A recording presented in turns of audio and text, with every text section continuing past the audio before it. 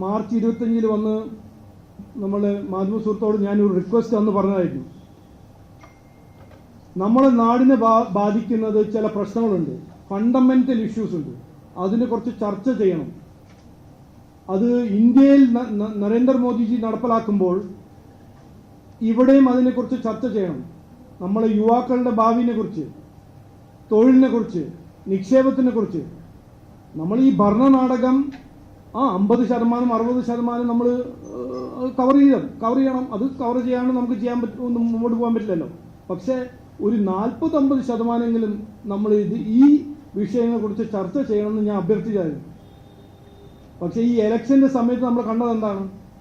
വിവാദങ്ങൾ, ഡീല്, പ്രചരണം നടത്തി, വെറുതെ ഒരു വാഗ്ദാനം കൊടുത്ത് ഒരു പാർട്ടി ജയിക്കുന്നു.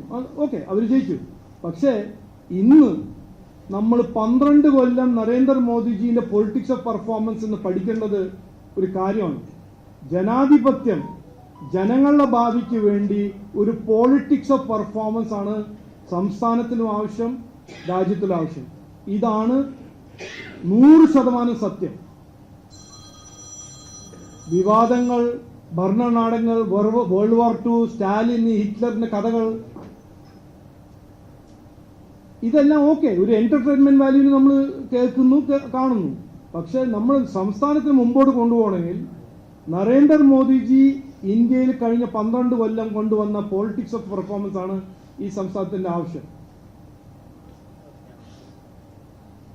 കഴിഞ്ഞ 12 കൊല്ലം ഞാൻ പറഞ്ഞല്ലോ, സാമ്പത്തിക സ്ഥിതി നരേന്ദ്രമോദിജി കൊണ്ടുവന്ന ഒരു വലിയ മാറ്റം. ഞാൻ 3 ഉദാഹരണമായിട്ട് ഒരു കോൺട്രാസ്റ്റ് ആയിട്ട് കാണിക്കാൻ ആഗ്രഹിക്കുന്നു.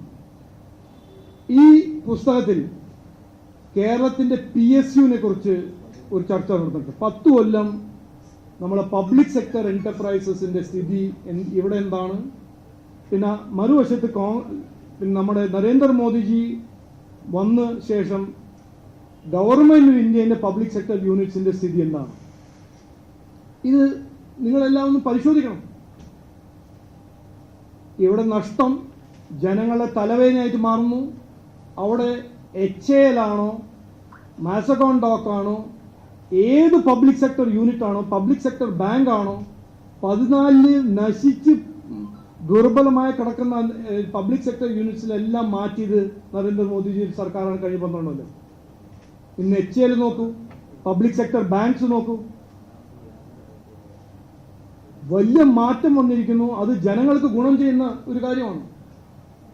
ഇവിടെ കേരളത്തിന്റെ പബ്ലിക് സെക്ടർ എന്റർപ്രൈസസ് ജനങ്ങളുടെ തലവേദനയായിട്ട് മാറ്റിയതാണ് കഴിഞ്ഞ 10 കൊല്ലം CPM സർക്കാർ. രണ്ടാമത്തേത് ഒരു ഉദാഹരണമായിട്ട് പറയാണ്, തൊഴിലില്ലായ്മ. കഴിഞ്ഞ 10 കൊല്ലം, 12 കൊല്ലം നമ്മുടെ സംസ്ഥാനത്തിൽ എന്ത് ഇൻവെസ്റ്റ്മെന്റ് വന്നിരിക്കുന്നത്? നമ്മളെ കുട്ടികളുടെ ഭാവിക്ക് വേണ്ടി എന്തെങ്കിലും, അത് ഉമ്മൻചാണ്ടി സർക്കാരാണോ പിന്നെ പിണറായി വിജയൻ സർക്കാർ എന്തെങ്കിലും ചെയ്തിട്ടുണ്ടോ? പക്ഷേ നരേന്ദ്രമോദിജി കഴിഞ്ഞ 12 കൊല്ലം എന്തെല്ലാം ചെയ്തിട്ടുണ്ട് എനിക്ക് കൃത്യമായി അറിയാം, നിങ്ങൾക്കും അറിയാം. വലിയ വലിയ ഫാക്ടറീസ് വരുന്നു. കോൺഗ്രസിന്റെ കാലത്ത് മാനുഫാക്ചറിങ് ഇന്ത്യ കമ്പീറ്റ് ചെയ്യാൻ പറ്റില്ല എന്ന് പറഞ്ഞു നടക്കുന്ന രഘുറാം രാജനായിരുന്നു കോൺഗ്രസിന്റെ, രാഹുൽ ഗാന്ധിന്റെ ഏറ്റവും മുതിർന്ന ഒരു സുഹൃത്ത്.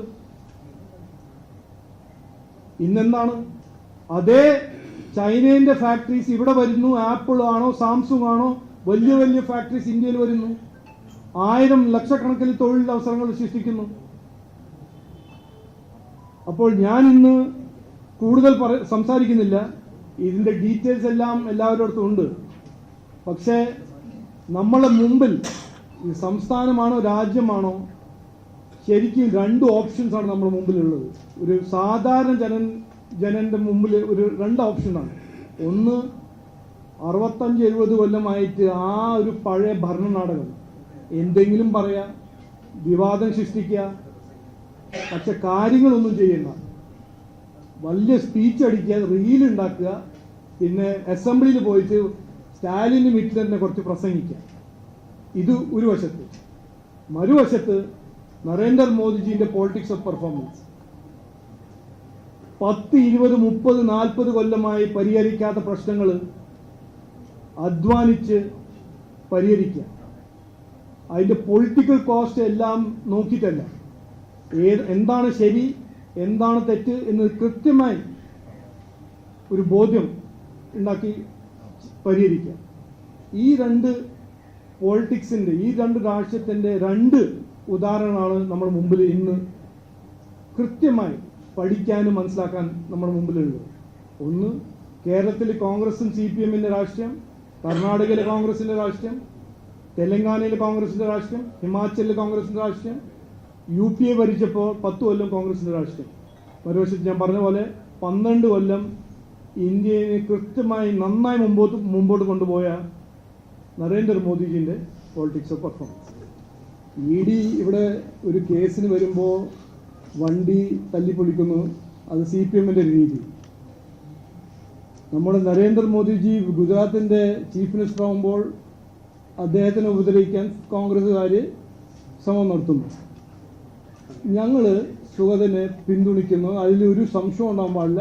ഞങ്ങളുടെ ഒരു പബ്ലിക് റെപ്രസെൻറ്റേറ്റീവാണ്.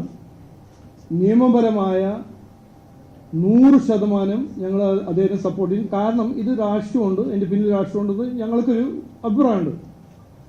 അപ്പോൾ അതിനേക്കാൾ കൂടുതൽ ഞാനിപ്പോൾ ആരെ വണ്ടി പോയി പൊളിക്കാനൊന്നും ഞങ്ങൾ പോകുന്നില്ല, മനസ്സിലായില്ലേ? അത് CPM-ന് വിട്ടുകൊടുത്താൽ മതി. അവർ രാഷ്ട്രീയം ചെയ്യുന്നു. സുഗതനെ സംരക്ഷിക്കാൻ ഈ പാർട്ടി, ഇത് ലോകത്തിൻ്റെ ഏറ്റവും വലിയ പാർട്ടിയാണ്, ഇന്ത്യയിലെ ഏറ്റവും വലിയ പാർട്ടിയാണ്. ഇതിൽ ആർക്കും ഒരു സംശയം ഉണ്ടാകാൻ പാടില്ല. അത് സഖാവാണോ SHO ആണോ പോലീസിൽ ഒരു മാർക്സിസ്റ്റ് ആണോ, നിങ്ങൾ കൃത്യമായി എൻ്റെ മെസ്സേജ് പഠിച്ച് മനസ്സിലാക്കണം. സുഗതനെ ഞങ്ങൾ വിട്ടുകൊടുക്കില്ല. സുഗതനെ സംരക്ഷിക്കാൻ ഞങ്ങൾ ഉണ്ടാവും. അത് നിയമപരമായി ചെയ്യും. വണ്ടീൻ്റെ മുകളിൽ കയറിയിട്ട് തല്ലിപ്പൊളിക്കുന്ന രീതി ഞങ്ങൾ ചെയ്യില്ല.